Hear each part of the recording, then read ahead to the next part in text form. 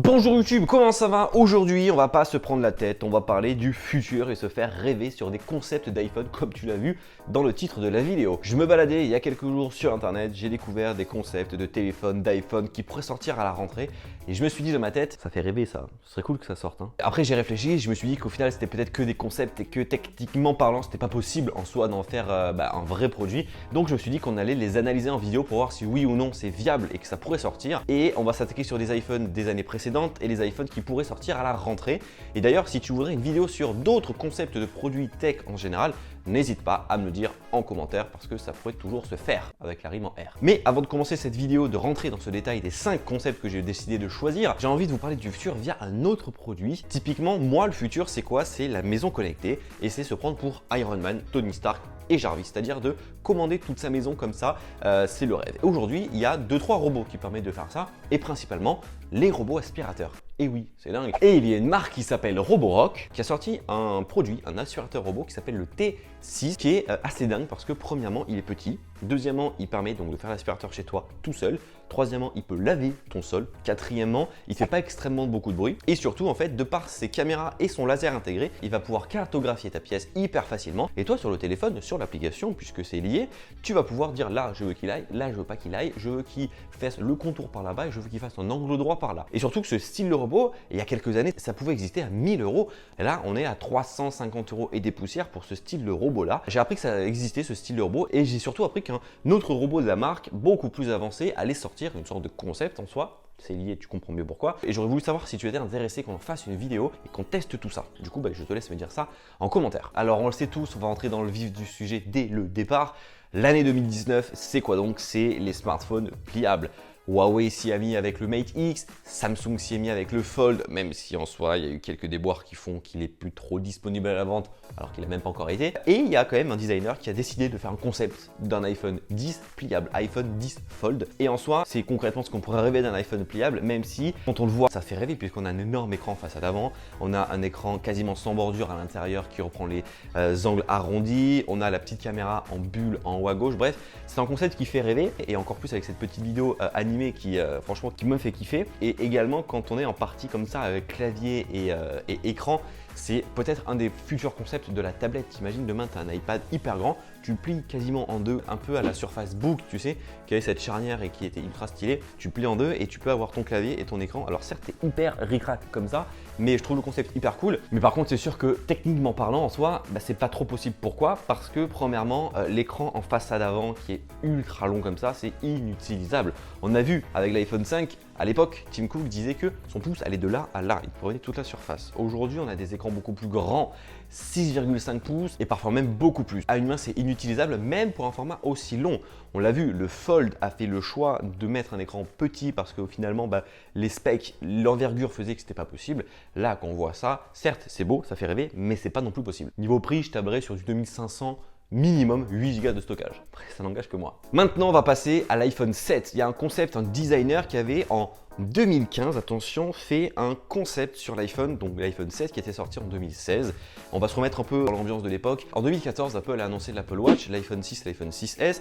On connaît les designs des iPhone 6 et des iPhone 6S. L'Apple Watch avait amené quoi principalement? Cette petite molette crantée, la Digital Crown, juste sur le côté. Et un designer s'était dit, tiens, en 2015-2016, pourquoi on ne parlait pas du prochain iPhone, l'iPhone 8 ou l'iPhone 7 en général, avec directement ce petit détail, cette petite roue crantée sur le côté du produit. Alors en soi, c'est inutile, je te jure, comme design, parce que tu te dis quand est-ce que tu vas aller toucher là-haut. Ça m'a fait un peu rire de voir ce concept parce que en fait, le designer a utilisé la Digital Crown pour directement changer l'interface en elle-même. Par exemple, tu peux changer, tu as des bulles comme sur l'Apple Watch pour pouvoir naviguer par-ci par-là, mais en soi, quand tu vois la photo à gauche, la photo à droite, tu vois que à droite c'est faisable, mais à gauche ça reste classique. Donc en soi, c'est pas dingue non plus. Et pareil, les Watch More, c'est le même principe que sur l'Apple Watch, mais version de l'iPhone. Et directement, c'est pas ultra smooth parce qu'en fait, tu prends ton téléphone et en fait, il faut monter tout en haut pour bouger le truc. Alors que tu sais très bien que sur un iPhone 6 et encore moins sur un iPhone 6 Plus à l'époque, tu pouvais accéder tout en haut à droite du téléphone pour tourner une petite molette. Également, ils pensaient que cette petite molette servirait de 1 de Touch ID, de 2 de boutons Home, bref, de plein de choses comme ça. Mais en vrai, c'est tellement haut que c'était inutilisable. C'était un semi-borderless, comme à l'époque on se rêvait d'avoir un borderless de ce style-là. L'encoche n'existait pas, personne n'avait pensé à faire une encoche. Là tu vois que c'était poussé au maximum, mais encore tu avais cet écran et surtout les bords carrés de l'écran. Par contre, un truc que j'aime bien sur ce concept, c'est directement le switch de mute et du bouton silencieux, qui est exactement comme sur l'iPad à l'époque. Je trouve ce switch beaucoup plus cool que celui de l'iPhone aujourd'hui où ça part à l'opposé, ça part en sens inverse. Là c'est un switch que j'aime bien et que d'ailleurs il se murmurait qu'un switch comme ça arriverait vraiment sur l'iPhone de la rentrée. À voir encore une fois, mais ce serait cool qu'un switch comme ça arrive. Nouveau concept d'iPhone, on va parler cette fois-ci du prochain, celui de la rentrée. Parce que là on est à l'iPhone 10S, on a eu le 10R, on a eu le 10 avant, et surtout on peut se poser une question, c'est quoi le nom de l'iPhone de la rentrée?